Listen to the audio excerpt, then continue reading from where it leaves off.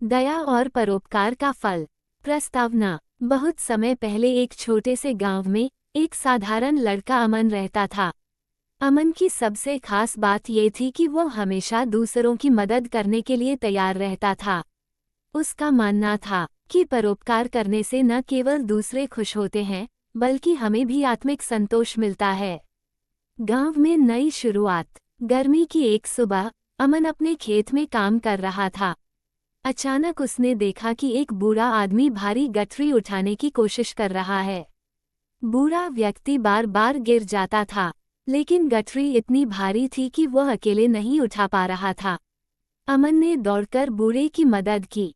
उसने गठरी उठाए और उन्हें उनके घर तक पहुंचाया। बूढ़े व्यक्ति ने कहा, बेटा, तुमने मेरी बहुत मदद की है। भगवान तुम्हें इसका फल जरूर देगा। अमन ने मुस्कुराते हुए कहा, दादाजी, दूसरों की मदद करना ही मेरा असली इनाम है। कठिन समय। कुछ दिनों बाद गांव में बारिश नहीं होने की वजह से सूखा पड़ गया। लोगों को खाने पीने की चीजें जुटाने में मुश्किल हो रही थी। अमन के पास भी ज्यादा अनाज नहीं था, लेकिन उसने अपनी जरूरत से ज्यादा अनाज गांव के गरीब परिवारों को बांट दिया। गांव वालों ने अमन से कहा, तुम खुद जरूरतमंद हो, फिर भी तुमने हमारी मदद की। तुम्हारा दिल बहुत बड़ा है। अमन ने जवाब दिया, अगर हम दूसरों के काम नहीं आएंगे तो हमारा जीवन किस काम का। एक चमत्कारिक घटना। एक दिन अमन जंगल में लकड़ियां काटने गया। वहां उसने एक घायल पक्षी देखा। पक्षी का एक पंख टूट गया था और वह उड़ नहीं पा रहा था। अमन ने उस पक्षी को उठाया और घर ले आया। उसने उसकी मरहम पट्टी की और उसे ठीक होने तक अपने पास रखा। कुछ हफ्तों बाद पक्षी पूरी तरह से ठीक हो गया। जाते समय पक्षी ने कहा, तुमने मेरी जान बचाई है।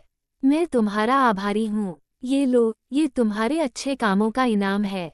पक्षी ने अपने पंख से एक सुनहरा मोती गिराया और उड़ गया।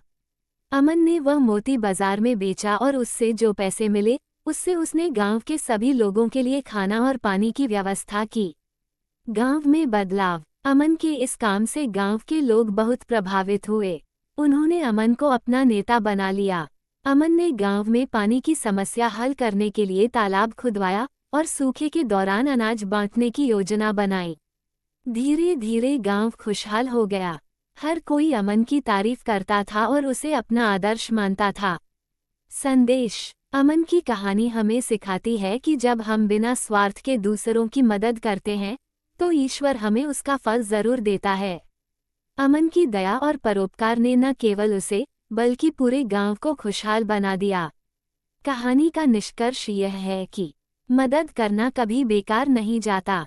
जब आप दूसरों का भला करते हैं, तो आपको भी भलाई मिलती है। परिश्रम और ईमानदारी से किया गया काम हमेशा फलदायी होता है। अमन की कहानी पर आधारित चित्रण। चित्र में दिखाया गया है कि अमन एक बूढ़े व्यक्ति को गठरी उठाने में मदद कर रहा है। बैकग्राउंड में गांव का सुंदर दृश्य है। पास में खेत और एक तालाब दिख रहा है। ये कहानी बच्चों और बड़ों को ये प्रेरणा देती है कि जीवन में दूसरों के प्रति दयालु और परोपकारी होना कितना महत्वपूर्ण है।